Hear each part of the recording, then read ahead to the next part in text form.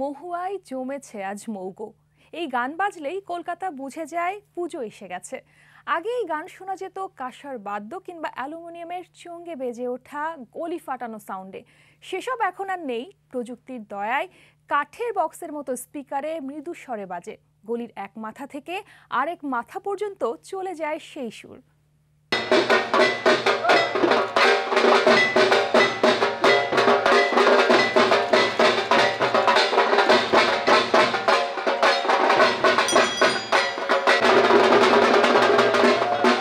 সময়ের সঙ্গে আলো বদলেছে, প্যান্ডেলের থিম বদলেছে মন্দিরের ঠাকুরের সাজ, কিন্তু সুর বা সঙ্গীত বিবেচনায় কলকাতার পূজা মণ্ডপগুলোর সময় যেন থমকে আছে বা রয়ে গেছে সেই ৭০ কিংবা ৮০-র দশকে। এখনো সেই লতা, আশা, মান্না, কিশোর, হেমন্তের গান ছাড়া যেন জমে না পুজোর উৎসব। পুজোর গান যেন গান নয়, একটা সময়ের অনুভব। একসঙ্গে শোনার আনন্দ, গানের মধ্যে ডুবে থাকার সেই অর্গানিক অনুভূতি দিতে পারে কেবলই পুরনো গান। একটা দেশলাই কাঠি জ্বালাও, তাতে আগুন পাবে। আধো আলো ছায়াতে একটা দেশলাই কাঠি জ্বালাও, মনে পড়ে রুবিরাই। এই গানগুলোই যেন পুজোর সঙ্গে জড়িয়ে আছে।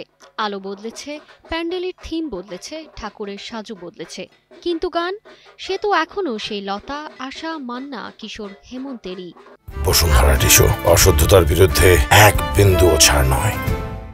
মহুয়ায় জমেছে আজ মৌগো, সোনা রং লেগেছে ওই। অতীতে গান শোনাও ছিল একটা সামাজিক চালিয়ে সবাই মিলে শোনা, বন্ধুরা মিলে গ্রামোফোনে গান শোনা। এখন সবাই একা একা ইয়ারবাডে গান শোনে। পুজোর মতো উৎসবেই তাই মানুষ আবার ফিরে যেতে চায় সেই মিলেমিশে গান শোনার আনন্দে। আর সেই কারণে পুরনো গানই বেজে চলে বছর বছর। আধো আলো ছায়াতে কিছু ভালোবাসাতে আজ মন ভোলাতে হবে বলো কার। কলকাতার মণ্ডপগুলোতে নতুন গানও কি বাজে না? বাজে, তবে পূজার নস্টালজিক স্মৃতির সঙ্গে পুরোনো গানের সম্পর্কটা বেশি গভীরে। ঢাকের তালে কোমর দোলে খুশিতে নাচে মন। শুধু ওপার বাংলা নয়, এপার বাংলায়ও পূজা পার্বণে কান পাতলে শোনা যায় পুরনো দিনের গান। সময় বদলায়, মানুষ বদলায়, আলো বদলায়, কিন্তু এই গানগুলো যেন এক চিরকালীন মেঘলা দুপুর হয়ে রয়ে যায়। তারকিবা ফারুহী, কালের কণ্ঠ।